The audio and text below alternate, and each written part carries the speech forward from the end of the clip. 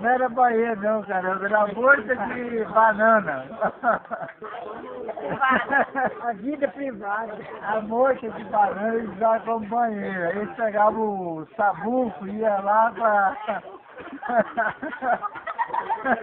Aí, eles não conseguiam dar tempo de buscar sabuco no paiol. Ele chegava na moitinha que ele tinha feito primeiro, aí chegava, tinha um lado sujo, aí olhava assim, não dá para usar, ele usava do outro lado, papel cheio dos dois lados.